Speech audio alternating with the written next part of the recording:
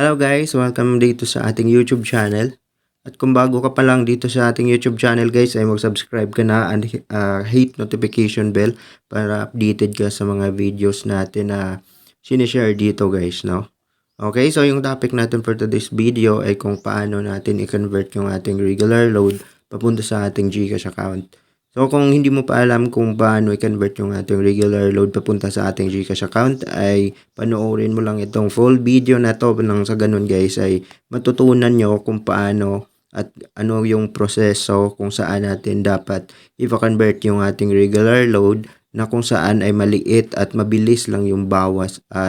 Maliit lang yung bawas guys at mabilis lang yung bayad guys, no? So agad-agad po nating matatanggap yung bayad ng ating regular load doon sa ating GCash account. So, bago ko simulan yung ating steps ay mag-disclaimer po muna tayo.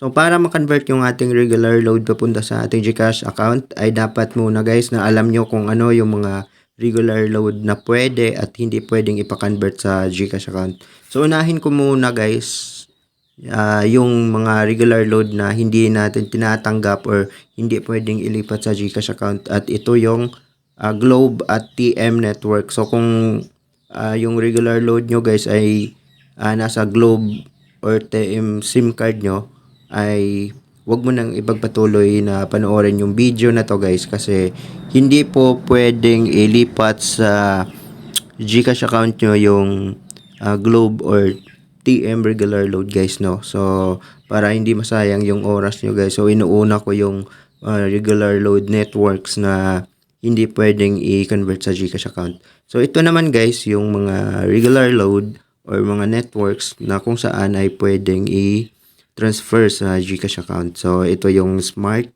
Token Text at dito regular load, okay? So pwede rin guys yung mga load cards. Kung may mga load cards kayo, so pwede natin yan guys i-convert sa GCash account. Pati na rin yung guys yung mga regular load nyo guys na nasa online application nyo pa lang na sa kahit anong application guys na marami naman ngayon na pwedeng makapag-redeem ng regular load. So, wag nyo nang i-load sa number nyo guys. So, ipa-direct convert na lang natin yan kung hindi pa na-load sa SIM card nyo para makapag-pili kayo ng networks guys na available guys na i-convert pa sa GCash account. Okay? So, ito lang yung mga requirements dito guys para makapag-convert kayo ng regular load nyo papunta sa GCash account. So, kailangan lang guys meron kayong device. No? Pwede cellphone, pwede desktop or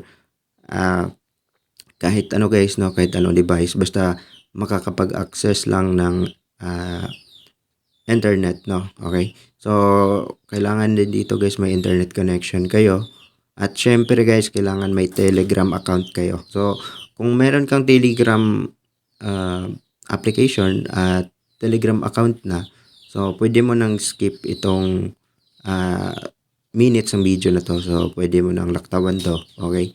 So, sa mga wala pang Telegram app at wala pang Telegram account, so turuan ko muna kayo guys, no? So, una guys, punta kayo sa mga sa Play Store nyo. So, kung naka-iOS ka naman, ay sa App Store ka mag-download ng Telegram app. Okay, so buksan ko lang yung Play Store ko. Ngayon guys, pindutin nyo itong search button sa baba. Makikita nyo. Then, tap nyo lang guys itong search bar sa taas. Ito, para makasearch tayo ng Telegram. Okay. So, search lang natin dito guys, Telegram. Then, lalabas na siya. Ayan. So, ito guys, itong pangalawa.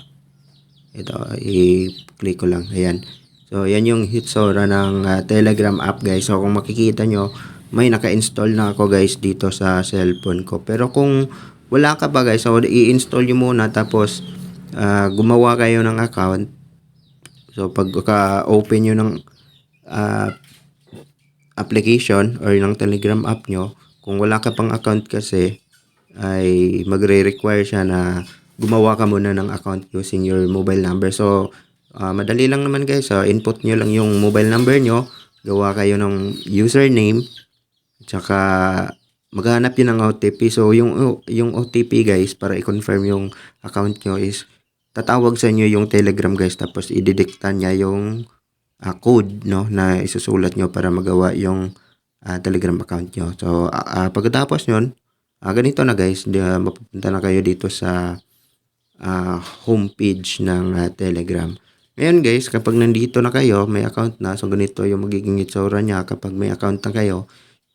Pindutin nyo lang guys itong search button sa taas guys, itong parang bilog. Okay, ito. Click lang natin yan. Ngayon, i-search nyo ang @digital2cash. So make sure guys, nagayahin nyo ha. Kasi konting mali lang, kahit isang letter lang na magkamali kayo guys, ay posibleng sa maling account na kayo mapunta guys. So dapat make sure guys na i-zoom nyo tong video na to para makita nyo kung ano yung tamang username ng pagka-convert na natin. So i-search nyo lang guys, para isang account lang yung lalabas. Search nyo guys at Digital2cash. So yan. Dapat tama talaga guys, no? Tsaka walang space guys. So dapat may at sa unahan, tapos Digital2cash na puro small letter lang, tapos wag yung lagyan ng space, no? So kita nyo guys sa baba, lumalabas itong Digital2cash. So search lang natin guys. Okay. So isa lang yung lumabas. So click natin. So ito yung account niya guys. So dito tayo magpa-trade ng ating regular load papunta sa GCash account. So marami namang service to guys. Hindi lang load to GCash account yung pinaprocess dito. So makikita nyo naman guys. Okay. So stock muna natin guys. So click lang natin itong profile niya. Itong profile picture niya. So ayan. So makikita nyo dito guys. So okay. So may story pa to, proof of transaction guys, no? So tignan natin. Okay. So I think guys, isa lang yata yung may dalawa, kasi may limit lang kasi yung Telegram guys. Kung hindi ka premium user guys, may limit lang yung tinatawag doon na pwede mong i-upload na, no?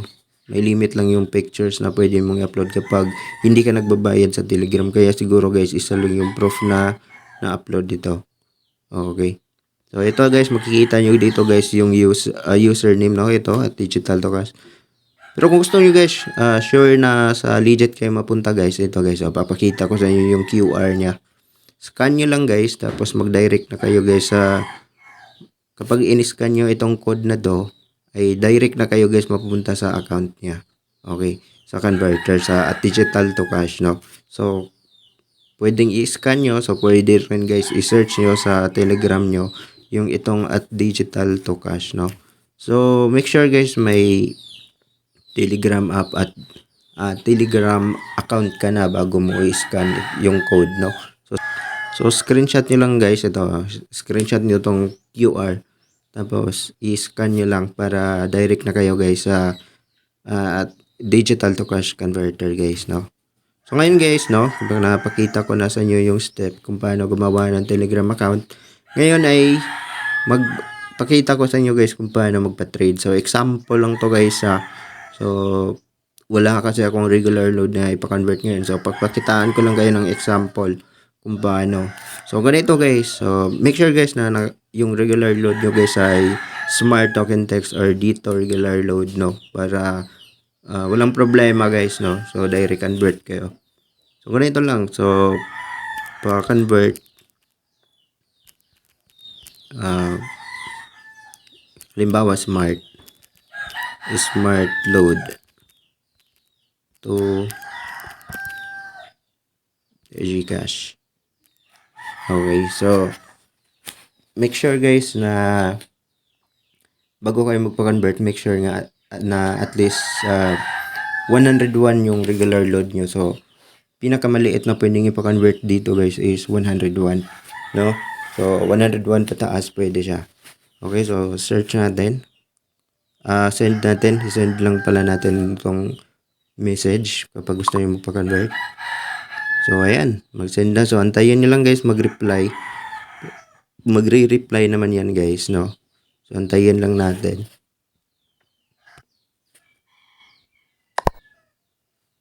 So, okay. So, mabilis lang siya mag-reply guys, no? So, basahin natin guys. Welcome to Digital to Cash. So, pumili ka lamang po sa services namin. So, ito yung tinitrade dito guys. So, yung sinasabi ko sa inyo na hindi lang regular load yung kinakonvert dito. Okay, so meron siyang load to cash. So, meron siya din siyang cash out unverified GCash. So, meaning doon, nagka-cash out siya guys ng laman ng mga unverified GCash nyo.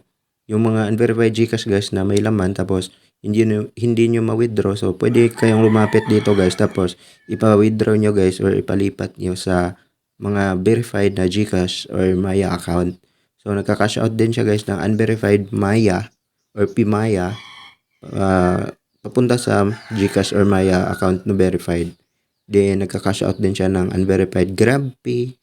Nagka-cash out siya ng Home Credit, saka Shopee Pay, cash out. So, Shopee Pay guys dalawa kasi yan guys may pay later. So, yung pay later kasi sinubukan ko dito ay hindi pwede. So, dapat guys Shopee Pay yung nasa Shopee Pay na balance nyo. Tsaka nagka-cash out din siya guys ng Lazada wallet. Okay. So, credit cards, pwede siyang i-cash out sa Maya pwede siyang i-cash out sa GCash or sa Maya account nyo.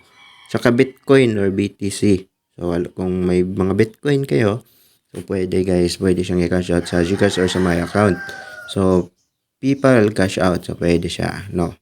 So, nagbabayad sila sa inyo, yung bayad guys, yung ibabayad nila sa inyo ay pwedeng GCash, Pimaya, or sa bank accounts. Kung may bank account ka, so pwede.